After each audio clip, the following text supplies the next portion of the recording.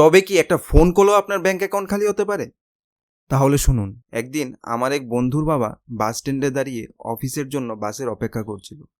ঠিক ওই সময় একটি ইয়াং ছেলে এসে বলল, আঙ্কেল আপনার মোবাইলটা দিন না, একটা ফোন করব আমার নাম্বারটাই। আমার মোবাইলটা জাস্ট কিছুক্ষণ আগেই চুরি হয়েছে, আর কাউকে পাচ্ছিও না যে হেল্প চাইবো। আঙ্কেল ভাবলো ছেলেটা দেখতে ডিসেন্ট আছে আর টেনশনে আছে, সে ভেবে আঙ্কেল মোবাইলটা দিল। ছেলেটা প্রথমে তার নাম্বারে একটা ফোন লাগালো, কেউ ওঠালো না। তারপর ছেলেটা আবার আঙ্কেলকে রিকোয়েস্ট করলো, আঙ্কেল আর একটা ফোন লাগাই আমার বাবাকে।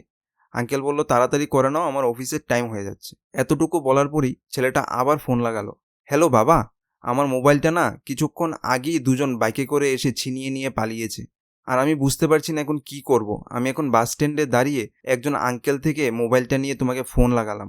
তারপর ছেলেটা বাবা বলল, বাইকের নাম্বার টাম্বার কিছু মনে আছে? তখন ছেলেটা একটু সাইডে গিয়ে মোবাইলটা একটু হালকা কান থেকে সরিয়ে বলল, পুরো নাম্বারটা তো মনে নেই, তবে লাস্টের 4টা ডিজিট হলো 6108।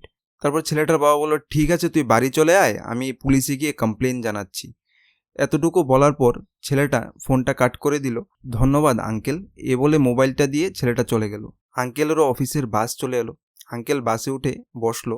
ছেলেটা যাওয়ার ঠিক 3 মিনিট পর মোবাইলে একটা মেসেজ এলো। আঙ্কেল সঙ্গে সঙ্গে মেসেজটা চেক করে দেখে যে 3 লাখ টাকা তার অ্যাকাউন্ট থেকে ট্রান্সফার হয়ে গেছে। আঙ্কেলের তো মাথায় হাত পড়ে গেল, কিভাবে এটা সম্ভব। তখন মেসেজ যখন চেক করলো, দেখলো ব্যাংক থেকে একটি ওটিপি পাঠিয়েছিল, যেটা 6108 ছিল। তখন আঙ্কেল রিয়েলাইজ করলো যে তার সাথে একটি বড় স্ক্যাম হয়ে গেছে। এই ছেলেটা আর কেউই নয়, স্ক্যামার।